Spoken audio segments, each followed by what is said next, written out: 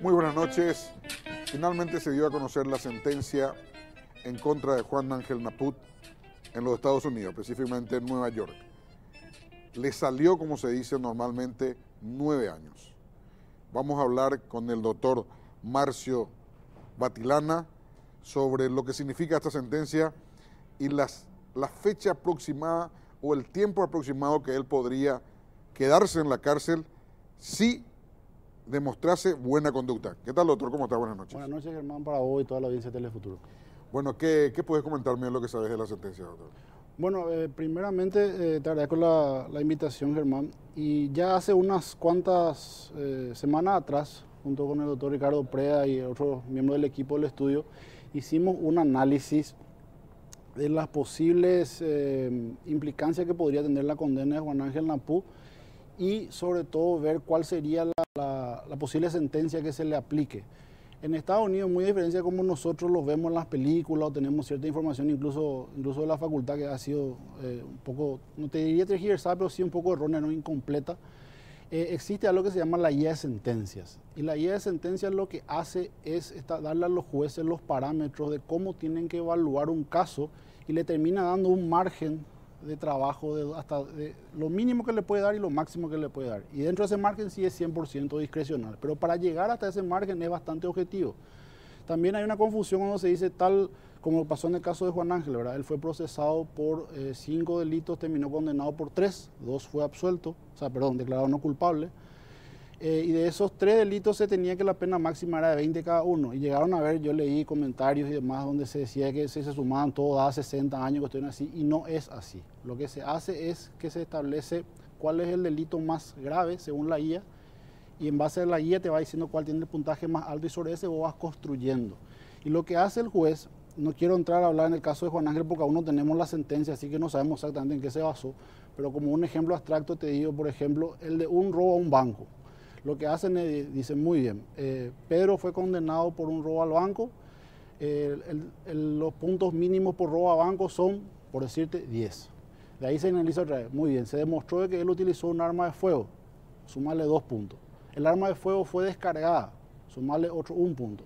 El arma de fuego fue descargada e hirió a una persona.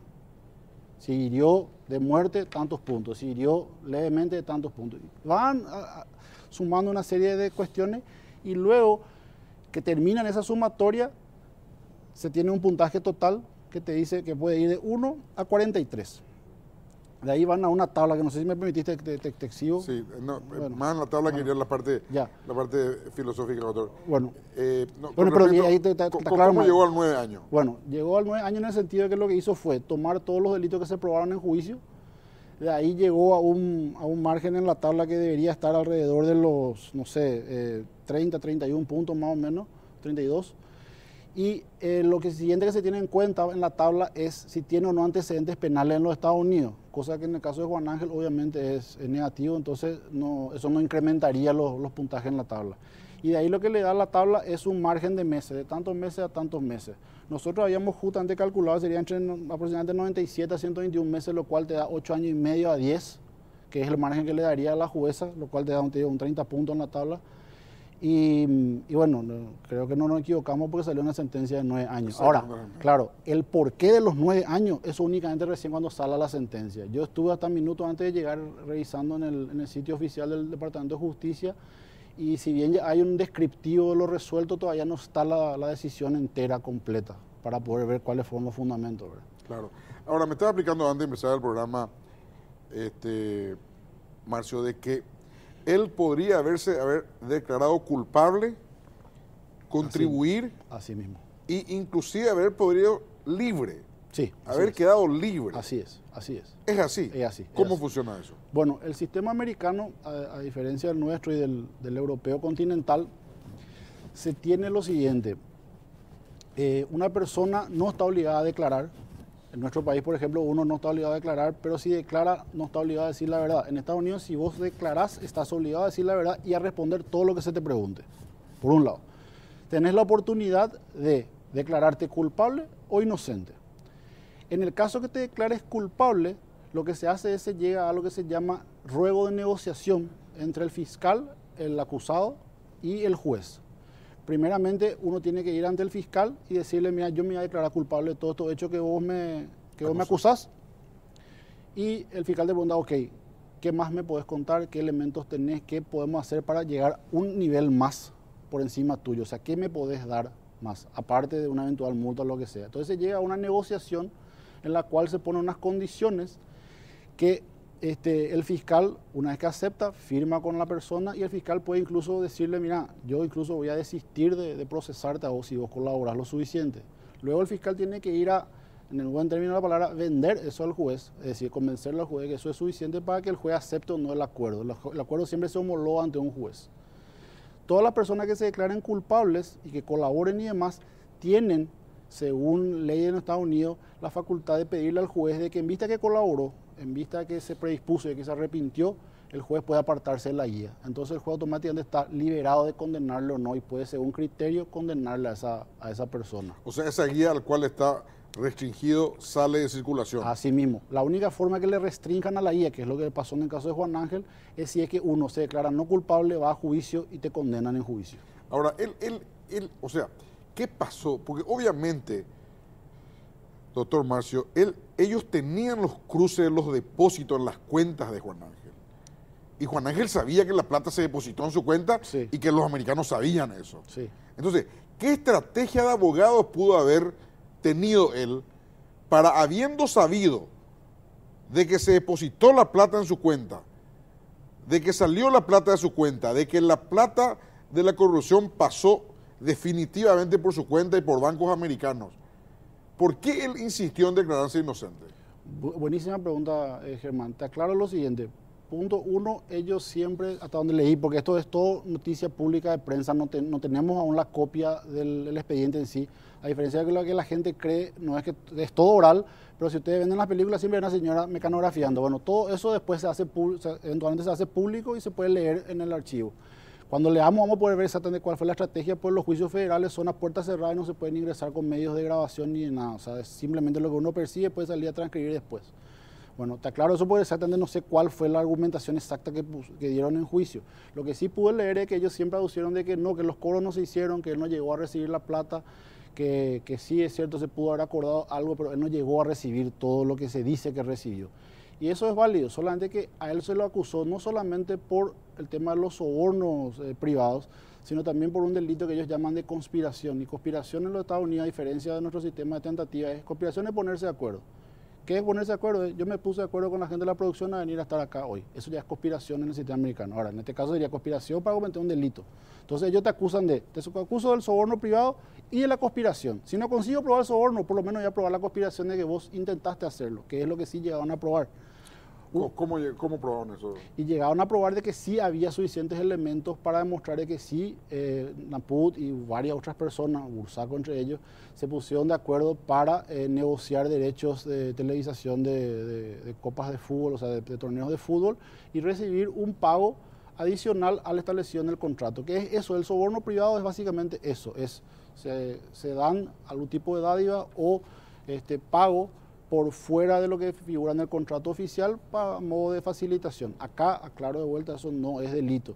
Y ese es un punto interesante. Naput intentó en su defensa argumentar eso en juicio. Tanto fue la insistencia de que querían argumentar de que en Paraguay eso no es delito, que él en su cultura no entendía que eso es delito y que no correspondía ser procesado en Estados Unidos, que se llegó, según información que tenemos de reportes del juicio, se llegó a hacer una audiencia separada del jurado, es decir, el jurado se lo sacó y se les dijo, ustedes no pueden escuchar esto, y estaban solamente la fiscalía, la defensa y la juez, en donde la defensa argumentaba, queremos traer acá elementos para demostrar que en Paraguay esto no es delito, en toda la región no es delito, entonces no podía haber entendido que estaba cometiendo un delito. La jueza, después de mucho litigar el tema, terminó decidiendo que dijo, ok, no hay problema, yo voy a admitir que ustedes presenten ese argumento y que presenten pruebas y presenten testigos al respecto, pero primero que nada el señor Naput tiene que declarar. Es decir, tiene que sentarse en el banquillo y tiene que declarar él eso y luego estar abierto a las preguntas que le da la fiscalía, con lo cual él se abría y se ponía a, como te digo, un interrogatorio y un contrainterrogatorio, que ahí sí está obligado a decir la verdad, porque en caso de mentir es perjurio y es otro delito. Entonces la defensa no accedió a eso, entonces nunca se pudo introducir. O sea, podía perder más de lo que podía ganar. Exactamente. Entonces prefiero no arriesgarse. Un tema muy interesante. Pero la jueza, si le dijo eso, quiere decir que podía haberle dado la razón de decir, bueno, en tu país no es delito, así que no entendías que esto era delito, no tenés por qué saber las leyes americanas. Exacto. Eso realmente no sería una cuestión de la jueza, era una cuestión para convencer al jurado, porque hay que entender que el juicio en Estados Unidos se divide en dos partes. El juicio en sí de los hechos, que es ante un juez, un fiscal, la defensa y un jurado de pares. Que es elegido al azar. Este jurado es el que decide si es que la fiscalía consigue demostrar que los hechos de la acusación se probaron o no, entonces la persona es culpable o no culpable. La jueza lo único que hace ahí es arbitrar los medios de que se respeten las reglas del proceso, ya no decide nada ahí. Una vez que se da el veredicto de culpabilidad, en este caso, se fija lo que se llama la audiencia de sentencia, en donde ya no hay jurado, y es lo que se hizo hoy. La jueza analiza todo el expediente, analiza las reglas, tiene una asesoría de algo que se llama la Comisión de Sentencia de los Estados Unidos, donde un oficial de probación hace todo un análisis del expediente, hace un análisis del acusado, en este caso se tiene que entrevistar con NAPU, con su abogado, con su familia, hace un análisis socioeconómico, cultural de la persona y hace una recomendación a la jueza en base a la guía y le dice, mira, según este caso se demostró esto, esto y esto, y la guía nos dice esto sería un estimativo. Eso no es público, salvo que la juez decida hacerlo público y no se conoce. Lo que se conoció hace unos días atrás fue la postura de la fiscalía al respecto. Como te digo, una vez que se lo condena a la persona, la audiencia de sentencia tiene realizada dentro de los 90 días la condena, salvo que alguna de las partes pida extensión, que fue lo que pasó en este caso.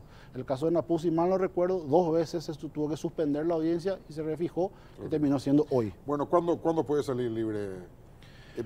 Digo, tomando como base nuestra buena conducta que teóricamente a los 2/3 bueno, que esa regla, condena en Paraguay. Esa regla de 2/3 no se aplica ya en el sistema federal y como él fue condenado encima, no tiene lo que se llama el parol o libertad condicional, no tiene esa figura para que se le pueda aplicar a él. Lo que sí hay unas reglas de conducta que dicen de que si él mantiene una conducta intachable, una buena conducta y hace una evaluación, se le puede llegar a descontar hasta 54 días por cada año de condena. Así que si estamos viendo que si por los próximos 5 o 6 años él se mantiene la conducta que aparentemente dice que está manteniendo según un informe reciente que tenemos, se podría reducir entre aproximadamente, haríamos un año, 4 meses, 1 año y medio más o menos, que se le podría reducir en los 9 que tiene. O sea, 7 años y medio sí o sí va a tener que estar. Yo te diría que sí, aproximadamente. Está hace casi 3 años. Sí, también hay que ver en la sentencia si tienen consideración de descontarle o no ese periodo. Como te digo, al no ver aún la sentencia no sabemos si es que contabilizan o no el periodo de que él estuvo en prisión preventiva en Suiza en el 2015 para luego pasar a prisión domiciliaria en Estados Unidos. La Fiscalía en su momento pidió de que no se compute eso porque en Estados Unidos, según la Fiscalía, él estuvo en prisión domiciliaria en una casa de lujo y que realmente no se condice con los términos de la prisión. Entonces más años. No sabemos. Lo que te quería decir nada más, lo que se filtró hace unos días que se presentó y que presentó la Fiscalía, es que la Fiscalía pidió 20 años. No que se haya realmente decidido los 20 años. O sea, eso era algo totalmente relativo. O sea, él con respecto a las pretensiones de la Fiscalía salió bien, digamos. Sí, yo te diría que sí. Salió bien. Sí. Si te fijas, se repitió un poco lo que pasó con Marín la semana pasada, que la Fiscalía pidió 10 y la jueza terminó dándole 4. Pero en eso sí tenemos información de que sí sopesó el tema de la edad y de la salud del señor. 86 años. Claro, un señor mucho mayor. 86 años. También habló de una salud mental, me parece, la jueza. Sí. ¿Qué significa eso? Nada, que realmente como le hacen todos unos chequeos y demás cuestiones, pudieron determinar que el señor ya posiblemente no estaría en una totalidad de sus cabales para entender qué es lo que está pasando y como es interesante, como este es un tema de delitos económicos, ellos tienen una concepción de que ya no es una cuestión de readaptarle a la persona a una vida sin delinquir, sino más bien de dar un ejemplo. ¿Por qué? ¿Por qué le va a readaptar a una persona de la educación que ellos tienen? Readaptaciones para cuestiones de delitos ordinarios, de cuestiones de gente de cierto nivel que lastimosamente no pudo acceder a otras cuestiones, entonces darle una educación. Para personas de este nivel no se les puede dar. Entonces lo que ellos hablan es de una cuestión es una ejemplificación para vos y para los que puedan venir. Fíjate incluso que, como te comentaba al comienzo, ¿verdad? Antes de empezar el programa, hubo una especie de componente político incluso en la sentencia al momento de pronunciarse la jueza cuando ella dice que le hemos dado un ejemplo a la corrupción y que esto sirva para que la gente entienda que no vas a estar robando y quedar así directamente impune. Yo te adelanto que no comparto personalmente la sentencia a nivel así, técnico jurídico por los motivos que, como te dije, o sea, en Paraguay eso no es un delito y él, o sea, tuvo la mala suerte de estar quizás mal asesorado y cayó en un país en el cual sí es un delito y por eso se lo extraditó, ¿verdad? Así es. Doctor, muchas gracias. Gracias a vos, hermano. Muchas gracias por venir. Breve pausa y volvemos.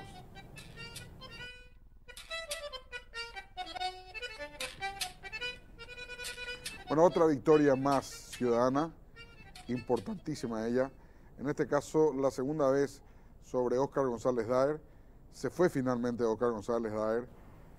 El árbol que daba frutos, como dijo una vez de él Santiago Peña, solamente se le tira piedra a los árboles que dan frutos, dijo. Bueno, el árbol que da frutos, Óscar González Daer, cayó por segunda vez consecutiva. Vamos a hablar con dos personas que fueron víctimas de Óscar González Daer y con el doctor Felino Amarilla para preguntarle qué opina de todo esto. Voy a saludar en primer término a Neri Páez, que es uno denunciante de una acción que llevara a cabo Óscar González Daer. ¿Qué tal, don Neri? ¿Cómo está? Buenas noches. Mucho gusto. Bueno, el señor Ángel Ayala también es una víctima, o fue una víctima de Óscar González Daer. ¿Qué tal, Ángel? ¿Cómo estás? Muy buenas noches, Germán, y a tu selecta audiencia. Felino Amarilla, buenas noches, ¿cómo estás? Buenas noches, Germán. Bueno, vamos a contar contigo, Felino, que te cuesta. Te cuesta hablar, Felino. ¿Qué pasó hoy, Felino? ¿Cómo puedes contarme lo que pasó hoy? Yo creo que fue un triunfo de la ciudadanía. Es muy importante porque esa ciudadanía anónima que se juntó, que empezó con el tema de Ibáñez, que consiguió el primer éxito con la liquidación de Ibáñez, liquidación política, fue por más y encendió esa chispa necesaria en la ciudadanía, una ciudadanía apática que yo creo que hoy está cambiando. Yo creo que cambió la historia en Paraguay, eso es muy bueno. Gracias. Y la clase política está tratando de descifrar los nuevos códigos. Tenemos un fiscal general preso, Díaz Verón está preso. Tenemos a González Daer 2 veces renunciado de la Cámara de Senadores. Espero que el Partido Colorado y el Partido Liberal entiendan este mensaje. Tenemos a un Partido Liberal mudo, estupefacto. La ciudadanía no necesita, está demostrando eso, de interlocutores para conseguir que se aplique la justicia moral, porque acá no se está aplicando aún la justicia legal, se está aplicando la justicia pública. Y esa justicia pública va por más. Y es muy importante que vaya por más y que vaya por todo, porque es la única forma de cambiar la historia de nuestro país. Paraguay se ha caracterizado siempre por tener golpes de Estado, nunca tuvo una revolución. Y yo creo que se dio inicio a un proceso de una revolución ciudadana y no hay que tener miedo al caos.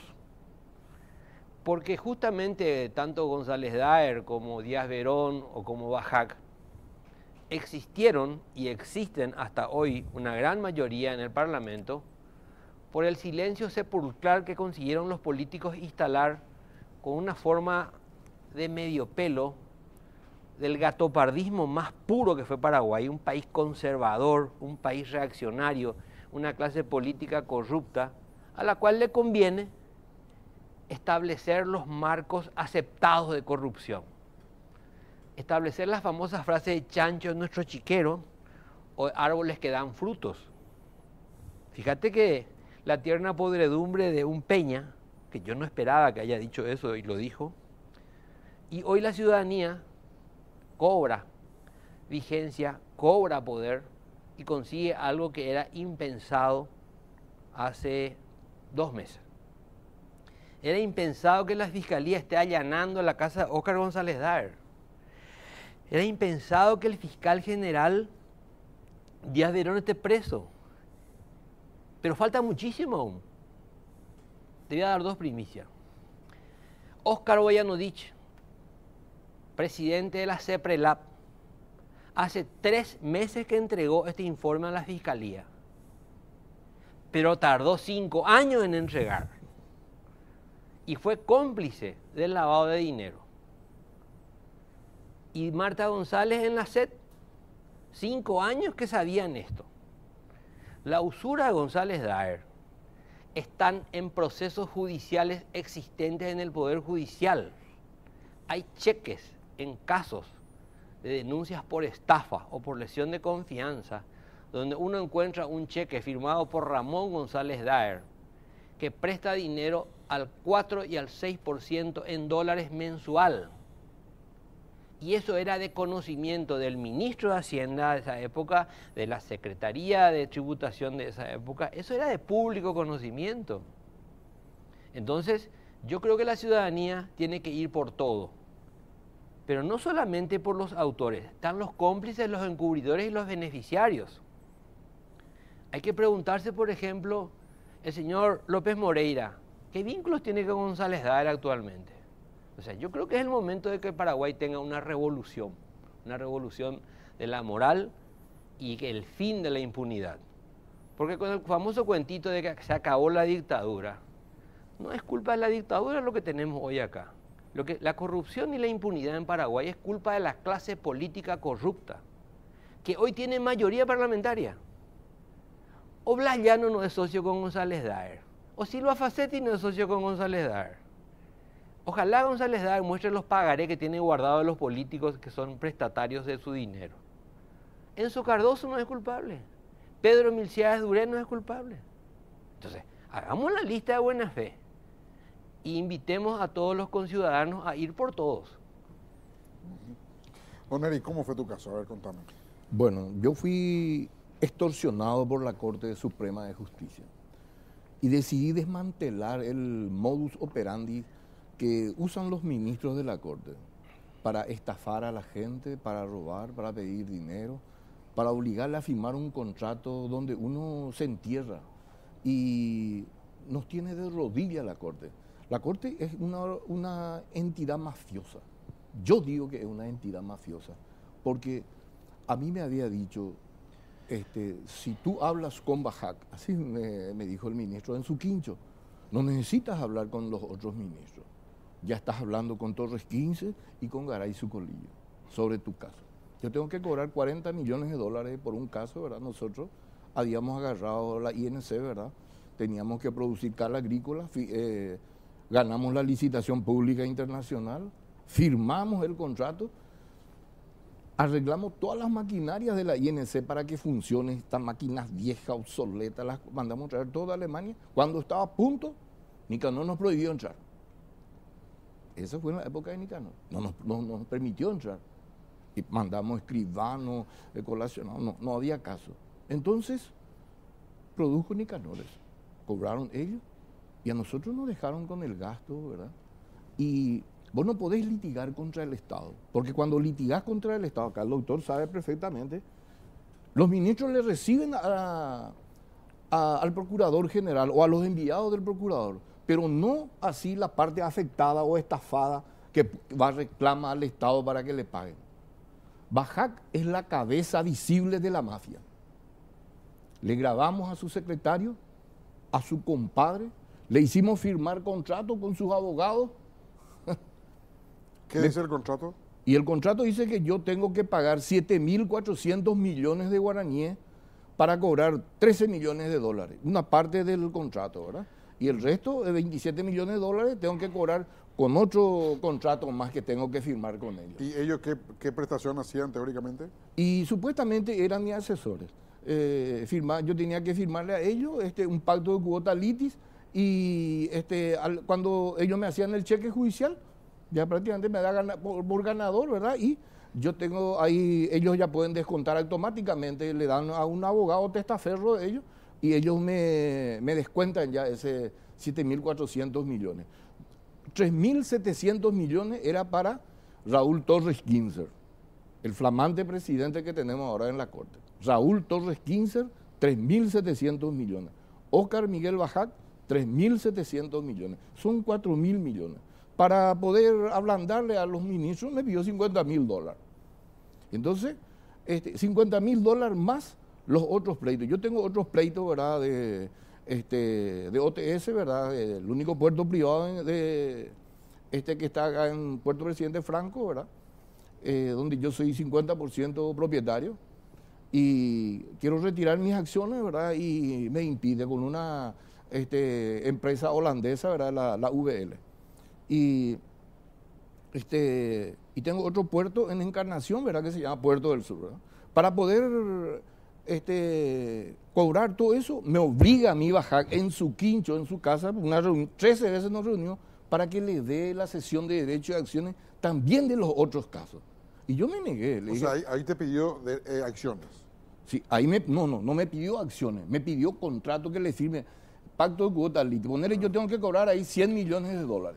Y él me pide a mí el 20%. O sea que de 100 yo tengo que darle $20 millones a Bajac. Ese me pidió a con mí, quién para que yo firmaba le firme. eso? Y yo no le firmé eso.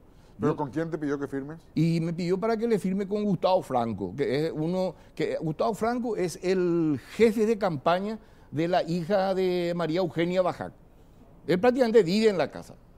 Y el otro es el otro abogado que firmó conmigo el contrato fue Juan Ávila, que en el cruce de llamadas, ¿verdad?, que la fiscalía detectó, se encontró, no sé, 1000 llamadas entre Bajac y estas personas que yo le estoy nombrando, ¿verdad? Y a mí lo que me sorprende, ¿verdad?, yo decidí enfrentarme a la corte porque yo un mes antes de que salga la sentencia, yo ya tenía la sentencia de la corte, el primer voto de Torres Kinzer en contra. Ese es el chaque. Si no te adherís a lo que nosotros te pedimos, nosotros no adherimos a esto. Ese es el chaque. Torres Kinzer hace el camino. Vos te vas junto a Torres Kinzer y te dice, habla con Bajac, él te va a solucionar tu problema, tenés que hablar con él. Yo no estoy al tanto, te dice. Y ya votó ya. Un mes antes, yo ya tenía mi sentencia en mi celular. Gustavo Franco, ese operador político de María Eugenia Bajac, fotografió la sentencia de Torres Kinzer y me trae mi celular. Yo tengo acá en mi celular la sentencia. Y me muestra, me dice, esto es lo que va a salir. Si es que no aceptar la propuesta del ministro. Y me reuní con él, ¿verdad?, por 13 veces más o menos en su casa y seguramente en su oficina como 9 o 10 veces. Y él mandó desmantelar todo el sistema que le pueda comprometer al señor ministro. Si se le puede llamar señor a este delincuente, pues un estafador, un ladrón. Y mandó desmantelar todo cuando yo dije, pruebas suficientes hay. Porque a mí se me grabó cuando yo llegaba, por ejemplo, yo venía estacionada frente a la casa del ministro. Veía mi camioneta y el ministro llegaba ahí y me alzaba la mano y le decía a Rafael Ramírez o a Gustavo Franco, le decía, sáquenle a toda esa gente. Y le sacaba a toda la gente. Inclusive entre ellos estaba en aquella oportunidad cuando le sacaron al intendente de Ñemby, que me dio su número de teléfono. Y de preferencia me dicen, me dio su número de teléfono el intendente de Ñemby. Yo tengo, hablé con él. Entonces, ahí me dice, mi papá me dice, y, no, le dije, me hace mucho, $50,000, ¿por qué? Si ya llegamos a un acuerdo que teníamos, de 20% bajamos, era de 20% que me pedía de lo que tenía que cobrar, bajamos a 12%. De 12 bajamos a 5%. Y llegó a la totalidad de 7.400 millones de guaraníes tenía que darle yo. Ahora se firmó contrato, por escribanía se hizo los papeles. Y aún así, ¿verdad?, los fiscales no decretan la detención de este señor. Yo creo que la fiscalía va a ganar un gran respaldo de la ciudadanía, ¿verdad?, si decreta la detención de un ministro. Y la valentía de... ¿Cómo terminó tu caso? Y el caso... ¿O sigue? Sigue todavía, sigue investigándose, ¿verdad? Y ahora vamos a ver, la Corte me castigó a mí porque yo difundí el modus operandi de ellos, ¿verdad? Yo difundí y cuando me pidieron a mí los $50,000, yo me comprometí, le dije, lo que yo puedo conseguir para hoy es, qué sé yo, $25,000 que te puedo dar para hoy. Y 10 te puedo dar hasta mañana y a la tarde te puedo dar los 15, le dije a Rafael Ramírez, que está en la cárcel ahora, ¿verdad? Y ahí cuando me fui ahí frente a la corte, ¿verdad?, ahí en la plaza, le entregué los $10,000. Se filmó, se grabó todo, ¿verdad?, con el equipo de este canal justamente. Y hicimos ese trabajo de inteligencia con la fiscalía, con la gente de delitos económicos, ¿verdad? Muchos policías, ¿verdad?, tanto mujeres como hombres trabajaron en el operativo, mucha gente, ¿verdad? Se vestían de civil, ¿verdad?, simulando ser abogados que estaban conversando ahí en la plaza. Se hizo un lindo trabajo, admirable, de película. Y se le detuvo a Rafael Ramírez, que está ahora en Tacumbo. Y yo le entregué el dinero y después ahí la policía le sacó todo, estaba la fiscalía, se grabó, se filmó todo. Y después ahora sigue la investigación, pero a mí me castigó la corte. En un año no sacaron mi sentencia porque esperaba que yo dé los $50.000 y firme todos los contratos. Pero cuando yo conté el modus operandi, al día siguiente salió la sentencia en contra mía. Es una vergüenza esta cosa. Bueno, en tu caso, Ángel, a ver, contame cómo fue tu caso. Me viene a la memoria ahora mi época de colegio y ante dos señores maestros, vaya historia que nos estamos enterando a través de este medio.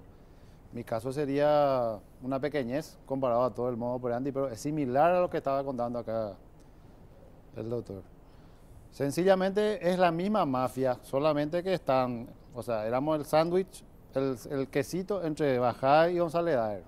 Esa mafia que está manejando la zona del Chaco paraguayo y toda la zona de Concepción, que es liderada por Bajac. Eso todo el mundo dice, eso todo, no se anima nada más.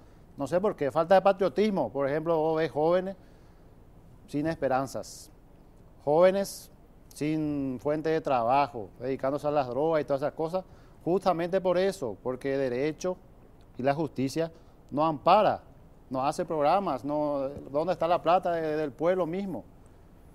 Y bueno, el patriotismo, yo creo que con estas cosas que se están manifestando la gente y con todo lo que sale a luz ahora, prácticamente se anima a los jóvenes a enfrentar, porque este es el futuro. Si no peleamos por el futuro al menos, no sé dónde vamos a parar. Es lo peor que ya nos están contando y nos estamos enterando. ¿Y tu caso cómo trata ahora, Ángel? Mi caso, nosotros perdimos justamente con Bajac en la corte, en la tercera instancia.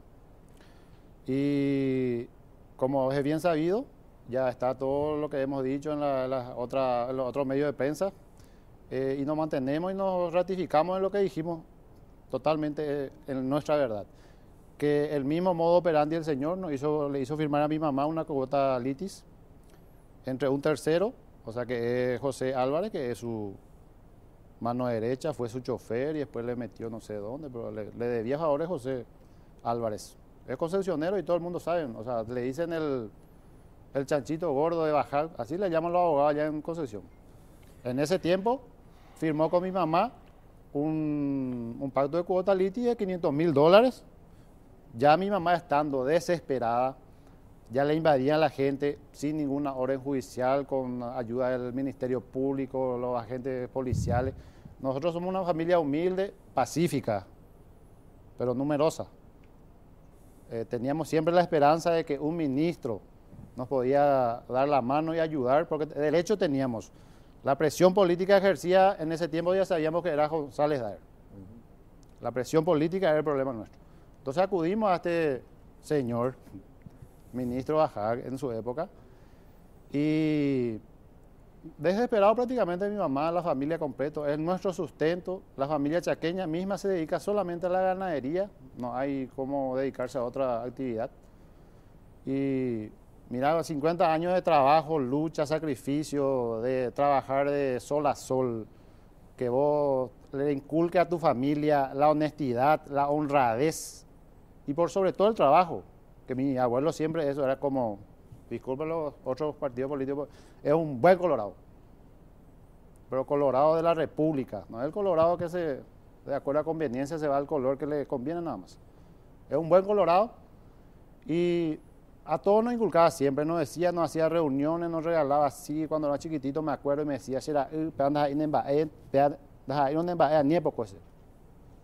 el respeto a la propiedad privada prácticamente nos estaba enseñando.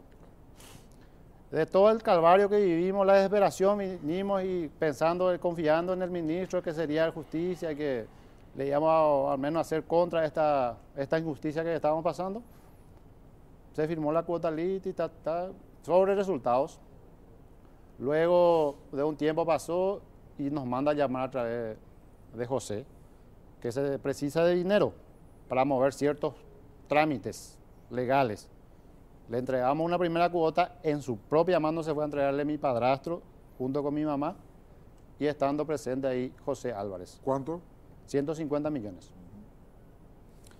Tenemos testigos oculares que están dispuestos a, ya que hoy colaborar, si a mí me llaman, no digan a mi nombre ahora, pero cuando haya un problema, le quieran retrucar por ahí, bajar, porque está todavía sus tentáculos ahí dentro de la justicia. Algo. Pero miedo ya perdimos, esperanza es lo que tenemos, y con la fuerza y la fe puesta en Dios, que están, oye, esa yo te acuerdo en el sistema judicial, ¿ves? Están, dije, esa yuta ahí. Eso es lo que pasó con nosotros. Bueno, vamos a una breve pausa y continuamos. Oh. Bueno, señores, me dijeron en la pausa algo. Van a presentar denuncia contra Bajac por enriquecimiento ilícito. Sí, así mismo exactamente, y acá mi representante va a mencionar. Es que la Fiscalía hubiese intervenido, Germán. La sola noticia de ellos, en el caso de la familia de Ángel Ayala, cuando ellos exponen la noticia, prueban el hecho, publican la foto del quincho de Bajac y documentadamente desarrollan el proceso en el cual el ministro de la Corte recibe dinero en efectivo en su casa particular. Y lo más grave, porque una de las cosas que tiene Óscar Miguel Bajac es que es un caradura perfecto. Él dice, yo recibo a todo el mundo. Y una de las condiciones fundamentales de un miembro de corte es el decoro. El presidente o el miembro de la corte funciona en el Poder Judicial.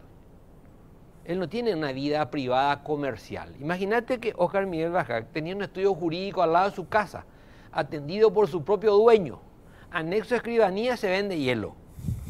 Y él lo hacía con total y absoluta publicidad y transparencia. Y él cree que eso está bien. Él no tiene la más mínima idea de lo que significa ser miembro de corte, porque él nunca fue abogado. Óscar Miguel Bajac es nombrado miembro de la justicia electoral en Concepción, ya mayor, con más de 50 años se recibe abogado. Entonces, Óscar Miguel Bajac no es un hombre que viene del foro judicial. No, él viene de la política. Y en la época de la dictadura él era un colaboracionista, él era geniolito, era colaborador de la dictadura. Y hoy Busarqui le pone a su hija como miembro de la Cámara de Senadores y el primer paso es que le deja a Busarqui y se va con Las Llanos. O sea, estamos hablando de una persona que para mí dentro del Partido Liberal es el prototipo de la corrupción, el prototipo de la... Es pornográfico lo de Bajac. Él no puede justificar su fortuna, ni la de sus hijas. Hay que recordar que Bajac lo metió a un sobrino, Guido Planás Albertini, como síndico de quiebras, en el manejo de las liquidaciones de los bancos. Eso fue un festival, fue. Y yo creo que la Fiscalía tiene suficientes elementos para abrir una carpeta fiscal por enriquecimiento ilícito. Porque él tiene que justificar cómo con el sueldo de Corte Suprema de Justicia tiene la fortuna que tiene. ¿Y qué fortuna tiene? No te haces idea de la plata que tiene Bajac. No te haces idea de la plata que tiene Bajac. El movimiento bancario de Bajac, cuando se publique por orden fiscal, va a causar tanto asombro como el de González Daer. Él instaló un cartel jurídico-político en Concepción. Él maneja Concepción y Pedro Juan Caballero. Te voy a dar un solo caso. ¿Recordás el caso San Agustín? Sí, de Oviedo Mato. Oviedo Mato.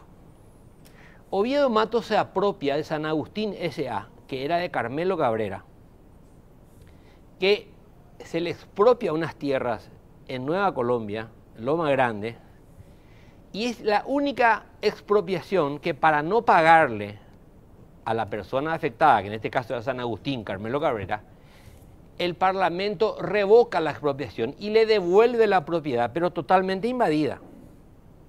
Entonces, los políticos huelen el negocio y como había una relación entre la familia de Oviedo y Oviedo Mato y Carmelo Cabrera, se quedan con la sociedad, muere Carmelo Cabrera y Oviedo Mato consigue con Bajac, a través del juez Alvarenga Gross, actual juez en lo penal en lo civil, perdón, en Pedro Juan Caballero, que se le designe administrador judicial de San Agustín S.A. al tesorero del UNACE, por una medida cautelar dictada en Pedro Juan a una sociedad anónima de Asunción que tenía un bien en la cordillera. Explícame qué tiene que ver un juez de Pedro Juan que le nombra administrador judicial al tesorero del UNACE. Con esa administración judicial se presentan y aceptan cobrar 12 millones de dólares, que formó parte del Pacto Liberal Oviedista en el año 2008. Ese dinero se distribuyó democráticamente entre liberales oviedistas. Alvarenga Gross permitió, al nombrar administrador judicial de una sociedad anónima, al tesorero del UNACE. O sea que acá tenemos historia que contar de los negocios que ocurren en Pedro Juan, en Concepción y en Asunción. Historias. Una jueza de apellido Cardús, que Bajac la nombra como jueza de Puerto Casado, pero hacía oficina en Concepción, fue echada porque daba usucapiones express. 7 estancias fueron usucapidas, sin necesidad de plazo judicial, era automático. A mí me cupo litigar en un juicio donde una persona vinculada a Bajac que vivía en Puerto Murtiño, Rosalba Trinidad, quiso usucapir 28.000 hectáreas de una estancia de unos brasileros. O sea, el negocio de la usucapión en el Chaco, manejada por el clan Bajac, tiene abogados, tiene jueces, tiene todo, agrimensores, todo, absolutamente todo. Y eso se traduce en dinero. Entonces, el señor Bajac tiene que declarar con qué bien ingresó a la Corte Suprema de Justicia y con qué bien salió de la Corte Suprema de Justicia. Pero ¿saben quién tiene que darnos esos documentos? El Contralor. El Contralor García, que también está procesado. O sea, imagínate lo que es en nuestro país. Acá denuncian a un miembro de la Corte. Pedimos socorro ¿a quién? Al Contralor, que también está denunciado. ¿Y quién defiende al ciudadano? La clase política, que también está denunciada. El Consejo de la Magistratura. ¿A uno te llama la atención que la familia Baqueta controle el Consejo de la Magistratura?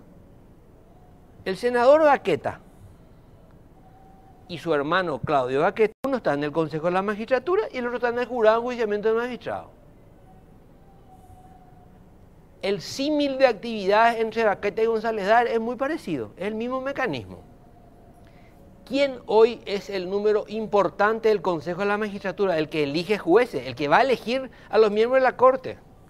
El senador Ancho Ramírez. ¿Quién es Ancho Ramírez? Poderoso dueño de casas de cambio en Pedro Juan Caballero, líder político liberal, entre comillas, al contado y en efectivo, y miembro del Consejo de la Magistratura. ¿Qué tiene que ver un cambista en el Consejo de la Magistratura? Bueno, hay que reclamar a la Cámara que le nombró. Pero es que ahí viene una frase antigua, que es también acuñada por un liberal: Chancho es nuestro chiquero. Y yo creo que eso es lo que hay que romper, Germán. Acá no es que vamos a tomar la Bastilla, acá tenemos que romper el cerco del chiquero. Y el chiquero tiene que ser destruido por la civilidad. Y creo que eso es lo que está pasando. Y estoy muy feliz por eso. Señores, muchas gracias, Neri, muchas gracias, Ángel. Muchas gracias, Felino. Muchas gracias. Okay. A la vuelta de la pausa vamos a estar con el embajador uruguayo en nuestro país. Bueno, cada vez que tengo alguna duda en qué podemos hacer en nuestro país, ¿qué hago? Me pongo a visitar los sitios de internet del Uruguay. ¿Por qué miro los sitios de internet del Uruguay? Porque en el Uruguay, teniendo la mitad de nuestra población, tienen el doble de nuestro Producto Interno Bruto. El Producto Interno Bruto per cápita del Uruguay es casi 4 veces superior al nuestro. O sea, un uruguayo produce per cápita 4 veces más riqueza que un paraguayo. O sea, un uruguayo equivale a 4 paraguayos. Bueno, entonces a veces me pregunto, he visitado muchas veces ese país, gracias a Dios, me pregunto, ¿qué es lo que hacen ellos que nosotros no hacemos? ¿O qué podemos hacer nosotros para ir hacia donde están ellos. Entonces le agradezco mucho la presencia de los estudios del canal al embajador uruguayo en nuestro país, Federico Peraza. ¿Qué tal, embajador? ¿Cómo está? Buenas noches. Muy bien, buenas noches. Gracias por la invitación. Un placer compartir contigo este programa y gracias por los comentarios elogiosos a mi país. No, es que es la verdad. Le dije a Peta, Ajá. le dije a Peta, yo creo lo que vos tenés que hacer antes de asumir, cuando fue nominado, Ajá. es irte un mes a Uruguay y recorrer Uruguay. Hablar con el ministro de Educación uruguayo, es la mejor educación de América Latina. Ustedes tienen, embajador, la mejor educación de América Latina. Están acá cerca, son nuestros amigos, nos queremos muchos, tenemos una relación muy fuerte, histórica. Entonces, irse ahí y ver qué hacen. Esperamos, ¿qué hacen estos uruguayos? Sí, en materia Entro en el aula y digo, me siento al lado de un estudiante o de un alumno y veo qué hace. La educación en Uruguay, que obviamente tiene también algunos problemas y hay desafíos importantes, yo creo que es una de las políticas públicas, yo te diría, de Estado que tiene más arraigambre en Uruguay, porque ha habido una revolución educativa que comienza a fines del siglo XIX con José Pedro Varela, que fue la persona que revolucionó el concepto de la educación pública. Hay que acordarse que Uruguay era un país poco poblado, seguimos siendo un país poco poblado, pero que encontró en la reforma educativa, es decir, establecer una educación pública, obligatoria, laica y gratuita, el instrumento más formidable para amalgamar a todas las corrientes de inmigrantes que venían a fines del siglo XIX, principios del siglo XX en Uruguay. Y eso fue lo que le permitió al Uruguay crecer, desarrollarse, traer las buenas prácticas de Europa, y de alguna manera es como una distinción que tenemos en el concierto latinoamericano, la educación que hoy, por ejemplo, en pleno siglo XXI, se ha beneficiado de las tecnologías de la información. En Uruguay funciona muy bien lo que se llama el Plan Ceibal, que es una computadora por niño, que yo siempre digo que es... Bueno, eso contame, embajador. Quiero hablar más concreto contigo. El Plan Ceibal, explícame cómo funciona en Uruguay, cómo podemos hacer en Paraguay. El Plan Ceibal, que yo creo que ustedes lo tienen aquí con el famoso Paraguay Educa, que creo que empezó empezó a replicarse en Cacupé. Lo que hizo Uruguay fue, lo primero, Germán, es una definición política. Yo creo que aquí ahí hay una respuesta del Estado uruguayo de que el tema de la educación es un tema sustancial para el desarrollo del país, para la integración e inclusión de su población, y se trató de incorporar la mayor cantidad de tecnología en los procesos educativos y en los contenidos educativos. Y hay una definición política en el sentido de que el Estado es el que le da a cada uno de los niños, tanto en la educación primaria como en la educación secundaria, su computadora portable. Eso también lo hemos extendido a los adultos mayores con un programa que se llama Ibirapitá. También Ibirapitá, sí, exactamente. ¿Usted se llama en Uruguay Ibirapitá? Se llama Ibirapitá y es una notebook, una tablet que se está dando paulatinamente a cada uno de las personas adultas mayores. ¿De qué edad? De 60 en adelante. 60. Entonces, porque también han debido ayornarse y también han debido actualizarse frente al bombardeo de la información y de la tecnología. Entonces, cada uno de los... se ha logrado universalizar el programa One Laptop per Child, que se llama así en inglés, que es de Negroponte, que en Uruguay se llama Plan Ceibal, y que ha logrado el democratizar el acceso a la educación de todos los niños, porque lo tiene una persona de clase alta, una persona de clase media o una persona de clase baja. Todo en la misma computadora. Todo en la misma. Es más, la tenemos aquí en la Escuela Artigas, que es la única escuela uruguaya fuera de fronteras, también tienen el Plan Ceibal y también tienen los contenidos educativos a través de la tecnología de la información. Entonces, eso no yo creo que ahí hay una definición política muy interesante, que Uruguay, yo te diría que es una política de Estado intocable. Gane quien gane la próxima elección, lo que hará será profundizar en esa política pública, porque hoy no se puede soslayar la influencia de las TICs, de las tecnologías de la información, y Uruguay lo ha aplicado en la educación, y los contenidos educativos pasan por ese desarrollo del Plan Ceibal, que además ha desafiado a los propios maestros que debieron ayornarse ellos mismos aprender y enseñar a a chicos que nacen ya en plena era digital. Uruguay tiene una industria de software Sí, importantísima es el principal exportador de software de la región. de la región. Teniendo poquísima gente, digo poquísima gente porque son la mitad que nosotros. Sí, somos 3.300.000 personas. Ahí ha habido también un buen trabajo del sector privado que ha influenciado mucho en la universidad para que las carreras más modernas y que tienen un gran componente tecnológico sean formadas desde la universidad. Acá tenemos una inversión muy fuerte de la India, en algunas zonas francas o parques industriales que tenemos, se han instalado fuertes inversiones de India. Uruguay ha trabajado mucho en eso, Tata Consulting está en Uruguay y hay un... Tata, la fábrica más grande de vehículos. La hemos logrado incluir, creo que está en Zona América, y es un ejemplo de desempleo cero en Uruguay, en el tema del software, en el tema de... O sea, la gente que está metida en el software es desempleo cero. Desempleo cero. Y muchos de ellos están viniendo a Paraguay a tratar de diversificar riesgos, de poder... Han encontrado en Paraguay, por ejemplo, una población muy joven, exactamente al revés que la que tenemos nosotros en Uruguay, que hay un componente de adulto mayor o de adulto mucho más grande que acá, y han visto que aquí hay grandes posibilidades de desarrollar TICs o software, pero que no se le ha encontrado el enfoque comercial o gerencial que se requiere para desarrollar una aplicación. Los chicos saben crear una aplicación, pero después hay que comercializarla o venderla. Claro. Y ahí yo creo que Uruguay ha podido traer algunas inversiones pequeñas o medianas que pueden también ayudar a desarrollar la industria de las aplicaciones y del software aquí en Paraguay. Bueno, si vos me decís, si el presidente te llama embajador, ponerle que yo soy el presidente y te llamo y te digo, decime 3 elementos que podemos hacer para mejorar nuestra educación con la experiencia de ustedes. ¿Cuáles serían esas 3 recomendaciones? Bueno, yo creo que uno es ese, es utilizar más las tecnologías de la información. El plan Ceibal. El plan Ceibal. De hecho, cuando me entrevisté con el presidente, entonces presidente electo y después presidente Mario Abdo Benítez, le comenté eso y se interesó. De hecho, nuestro presidente habló con Mario Abdo Benítez y le puso a disposición algunas políticas públicas exitosas que pueden replicarse aquí en Paraguay. El apostar a las TICs, a las tecnologías de la información en el contenido educativo te va a permitir también que la información y que el contenido de la educación sea mucho más actual. En Uruguay hoy los niños están estudiando, por ejemplo, están recibiendo clases de inglés directamente desde Nueva Zelanda o desde Estados Unidos a través del plan Ceibal.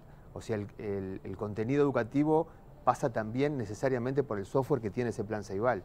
Y eso creo que le ha permitido al niño ser mucho más interactivo, recibir formación de idiomas, recibir las últimas tendencias educativas, siempre con esa definición política de que es el Estado el que tiene que estar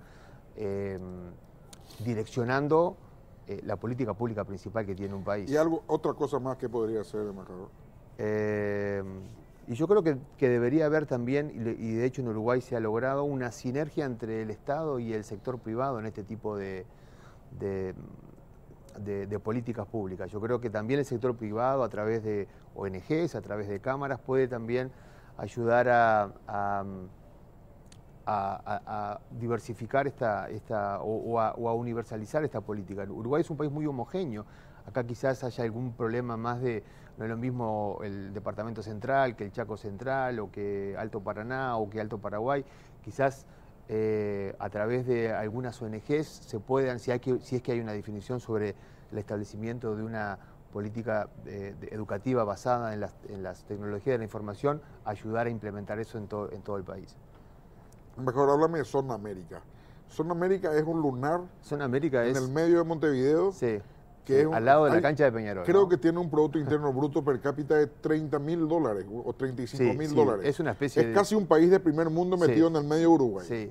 Yo llevé a algunos empresarios paraguayos a visitarlo. Me llamó la atención que no hubiera ninguna empresa paraguaya todavía ahí, porque yo creo que pueden ser mucho más competitivas en una zona franca como es Zona América, que es la zona franca más moderna que tiene Latinoamérica. O sea, es el centro de negocio más importante y dada el gran desarrollo de la logística que hay en Uruguay, yo creo que desde ahí muchas empresas paraguayas, argentinas, brasileñas, de hecho lo hacen, pueden venderle al mundo.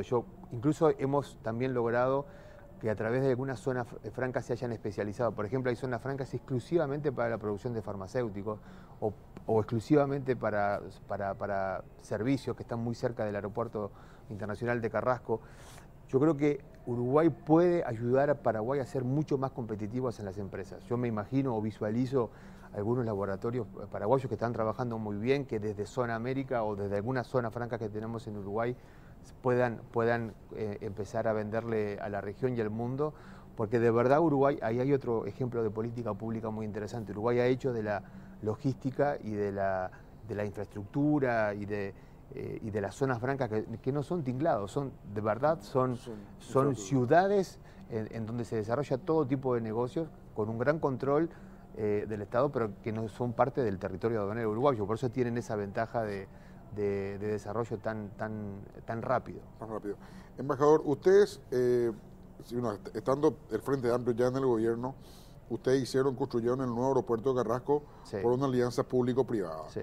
Nosotros que somos más capitalistas o de derecha, los gobiernos paraguayos, vamos a construir todavía en la vieja usanza que es nosotros construimos el aeropuerto por licitación, lentamente, dentro de 5 o 7 años vamos a inaugurar el aeropuerto.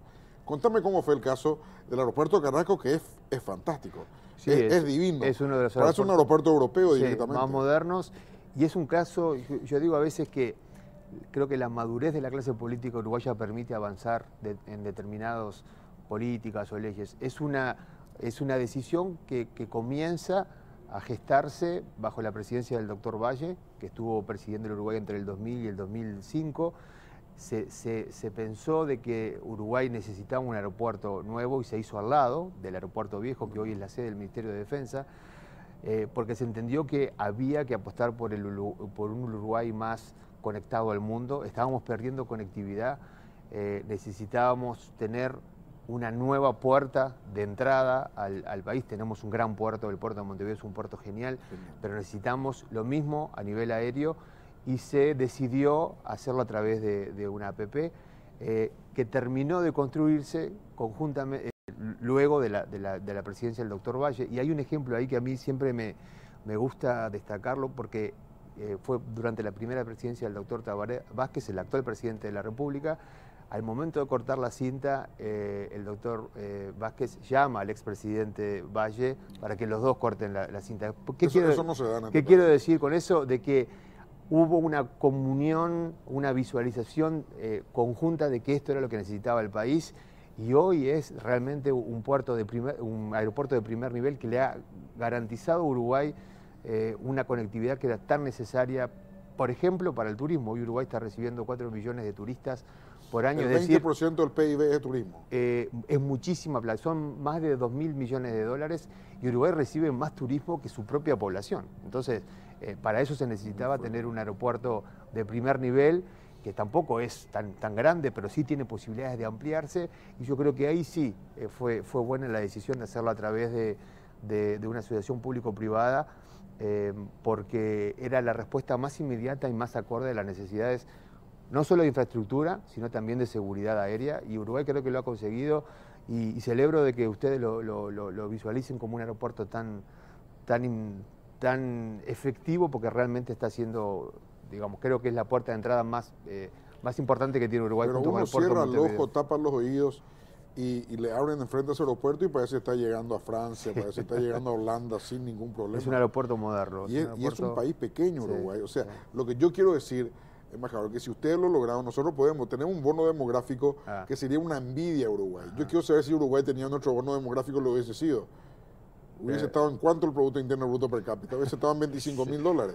Sí, bueno, pero de todos modos. Pero yo no quiero. A ver, Paraguay yo creo que está en un proceso muy interesante de crecimiento, de formalización, de desarrollo.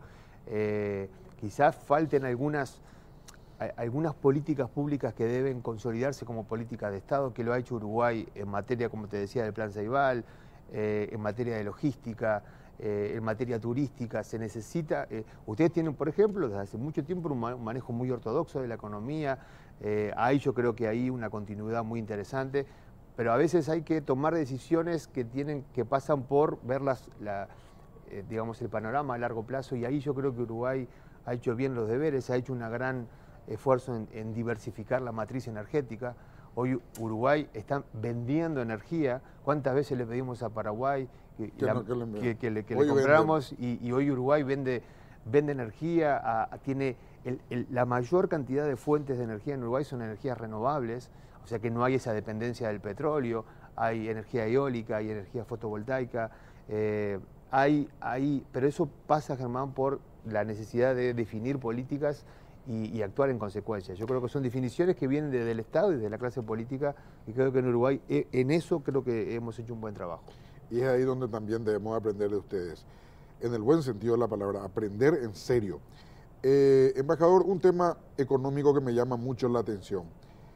En Uruguay un árbol crece 3 veces más lento que en Paraguay. Lo que un árbol tarda a crecer en Uruguay 3 años, en Paraguay crece en 1 año, en promedio. Ustedes están construyendo la 3ª pastera ya.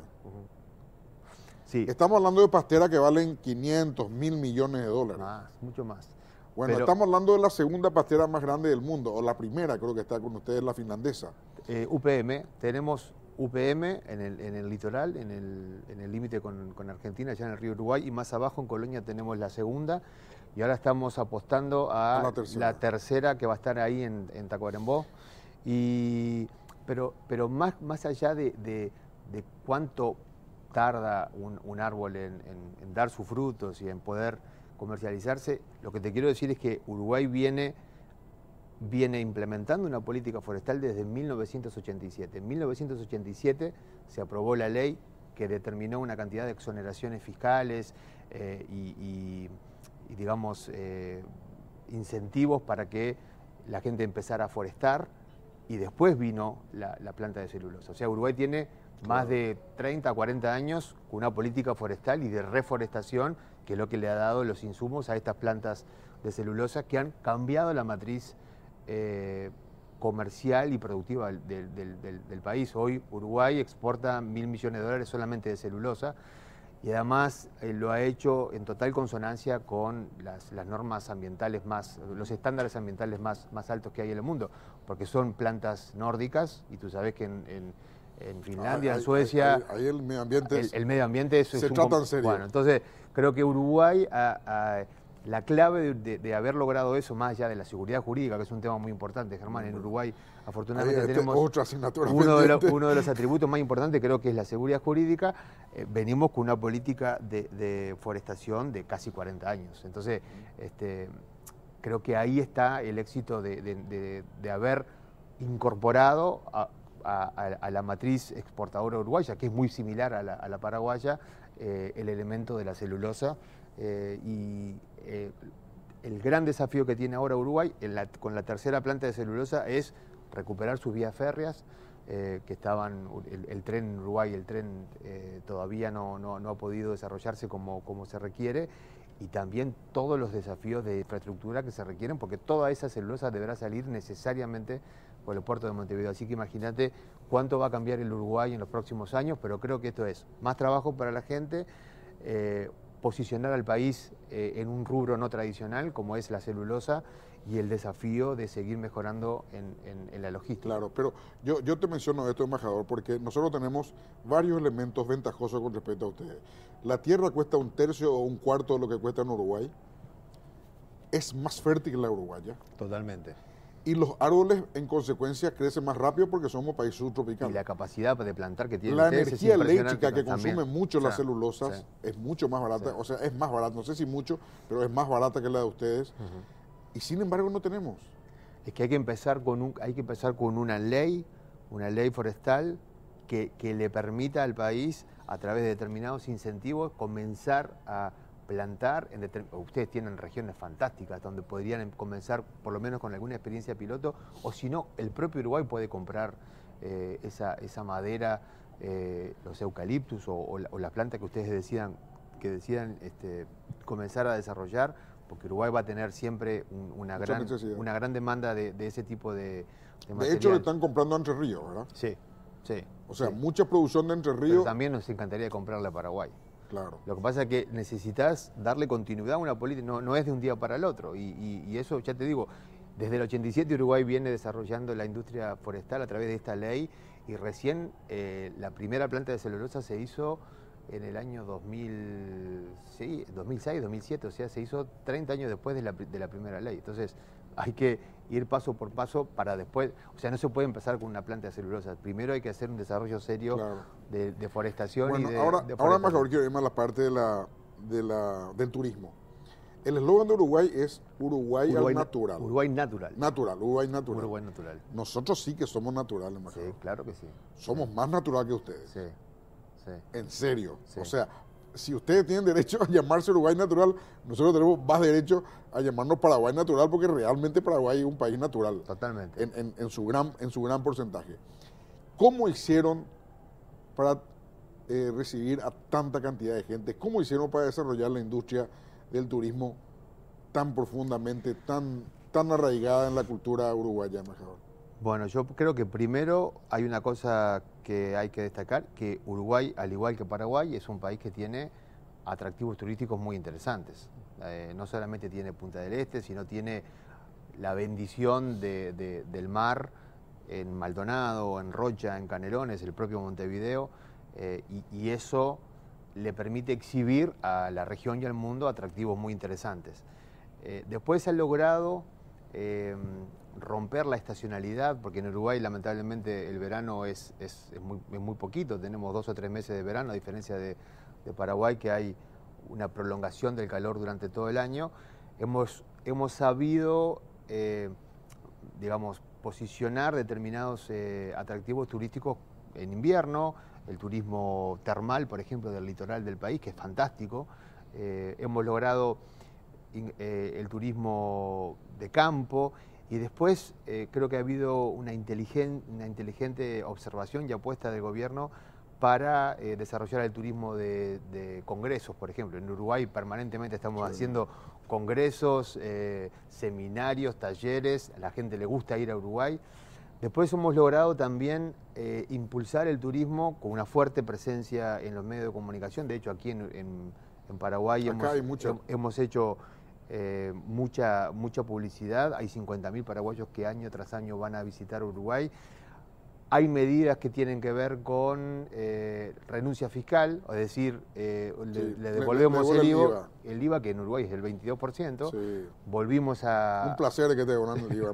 Con la porque vos te vas a cenar ya con el precio Sí. teóricamente fijo, y de repente te viene la devolución, y un placer es la devolución. Claro. Entonces, también hay desde el Estado, por eso siempre digo que son definiciones políticas. Bueno, sabemos que la cosa en Argentina está media complicada, el turismo paraguayo es un turismo muy importante, porque es un turismo de larga permanencia y es un turismo de gran poder adquisitivo. En español es el que más tiempo se queda y el que más gasta. Entonces, estamos haciendo el lanzamiento de la temporada aquí en Asunción, lo hacemos obviamente en Buenos Aires, lo hacemos en Brasil. Tratamos de vender en el buen sentido los atractivos turísticos de Uruguay en revistas especializadas, en The Economist, en New York Times. O sea, hay un esfuerzo desde el Estado y hay un gran trabajo con el sector privado. Y creo que esa sinergia entre el Estado y el sector privado le ha permitido a Uruguay de verdad afianzarse y lograr que 4 millones de turistas por año vengan a nuestro país. Es un caso que la propia Organización Mundial de Turismo, que tiene sede en Madrid, lo analiza. ¿Cómo Uruguay pudo lograr recibir más turistas que su propia población? Y es también, Germán, una política de Estado que yo creo que va a continuar en el tiempo, profundizándose, mejorándose, ajustándose, pero sabe Uruguay que a través del turismo le entran 2.000, 2.500 millones de dólares, es muchísima plata. Le ha permitido desarrollar mejor su gastronomía, su sector hotelero, su sector de transporte. Tenemos una infraestructura muy interesante y hay una densidad de carreteras muy fuerte en Uruguay. Entonces se puede acceder a todo el país a través de las carreteras nacionales.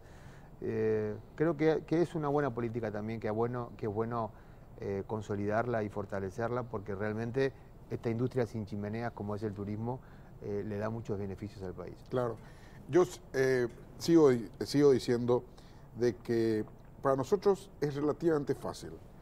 Tenemos un país que si nosotros nos pareciéramos a Uruguay en producción, hubiésemos tenido un PIB, un Producto Interno Bruto de 160.000 millones de dólares. Ustedes tienen 60.000. 60.000 millones. 60.000. Y un PBI per cápita de 16.000 más o menos. Creo 16. Que es el primero de la región. Sí, es 4-1 con respecto a nosotros. Sí. Casi 4-1. Sí. Un poco menos 4-1, pero casi 4-1.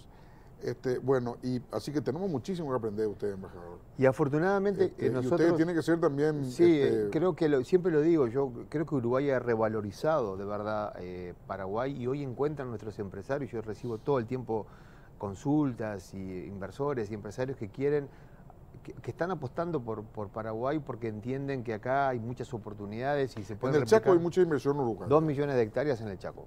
2 millones de hectáreas ya pertenecen a Uruguay. Ya pertenecen a Uruguay. ¿En otra área, embajador? Después hay una gran inversión en el desarrollo inmobiliario. Sí. Uruguayos o que compran o que construyen edificios corporativos. Primero fue los edificios de alta gama y ahora hay más viviendas destinadas a la clase media, porque hay una irrupción muy interesante de la clase media paraguaya, de más poder adquisitivo, y también viviendas para estudiantes. Y después, bueno, prácticamente todas las áreas económicas tienen alguna presencia uruguaya: software, tecnología de la información, servicios, gastronomía, empresas constructoras que quieren también participar de la obra pública. Me parece que Paraguay va en un proceso sostenido de crecimiento, le está dando muchas oportunidades a Uruguay, y Uruguay puede también ayudar en la medida en que las reglas sigan siendo las mismas, que haya más seguridad jurídica, y además, yo lo decía hace poco... La última, tenemos 2 minutos, embajador. ¿Cómo ve esta erupción social?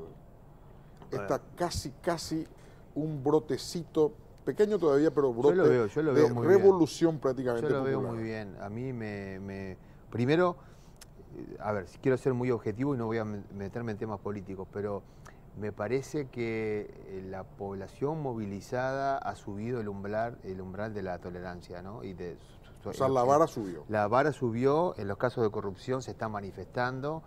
Estos desenlaces han sido básicamente por la presión tanto de los medios como de la población, y me parece que está bueno ver un Paraguay que reacciona.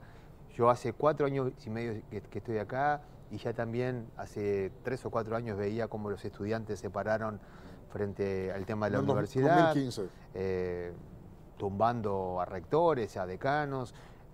A mí me parece que es una clara señal, no solamente está pasando en Paraguay, sino está pasando en varios países de la región, de que el nivel de la tolerancia de la corrupción ya es distinto al de hace 20 o 30 años, y me parece que habla bien de una población que está mucho más asertiva, que necesariamente es más demandante, y que exige respuestas a sus problemas diarios. Y a mí me parece que ver un Paraguay así, combativo en el buen sentido de la palabra, con la gran influencia que tienen las redes sociales, más interactuando, porque yo creo que antes el paraguayo era más como quedado, ¿verdad? No eran sí tanto... mismo. Sí, y me parece que ahora está surgiendo un humor en la gente que es mucho más desafiante, y eso es interesante, y que habla mucho de la madurez de la sociedad paraguaya. Hoy hay un trueque muy interesante, embajador. Por un lado, segunda caída de González Daer, y por otro lado, una víctima de González Daer es nombrada secretaria anticorrupción. Uh-huh. Es decir, esa es una señal clarísima de que estamos viviendo tiempos nuevos. Uh-huh. Y yo creo que se está percibiendo desde el propio gobierno también, ¿no? En el sentido de que, estamos siendo más controlados, estamos siendo más observados, estamos siendo más exigidos. No solamente pasa en Paraguay, pasa en todos lados. Lo que está pasando en Argentina también tiene algunas consecuencias en la región. En Uruguay también esos debates se están dando, pero me parece que es bueno que la población asuma el rol protagónico que siempre ha tenido. Tu informe para la Escuela de Diplomacia José Artigas, ¿qué dice, embajador? En Sí, estos días. No, digo. yo realmente informo de lo que está pasando porque me parece que es muy interesante. Obviamente hace muy poco estuvo el presidente Tabaré Vázquez en la asunción de Mario Abdo Benítez y le conté cómo venía el panorama, cuáles eran los desenlaces que había habido. Es bueno contar la película que está pasando, a veces no se sabe tanto en Uruguay, pero sí darle la opinión, creo que esa es mi obligación, de esta temperatura social que está ocurriendo aquí en Paraguay y que para mí es muy bienvenida. Muchas gracias, embajador. Un Siempre placer, es un Germán. placer, sin olvidar la frase de Luis Alberto Herrera, que decía que Uruguay es el Paraguay de los mares y Paraguay es el Uruguay de los trópicos. Exactamente. Así nos sentimos. Muchas gracias. Conozco profundamente al pueblo uruguayo y realmente un placer, embajador. Y nosotros, yo lo decía hace poquito, en nuestra fiesta nacional, no hay un solo uruguayo que se sienta extranjero aquí en Paraguay. Así que creo que es un amor absolutamente correspondido. Así es. Muchas gracias. Muchas gracias, embajador. Si Dios quiere, nos volvemos a encontrar en 8 días más.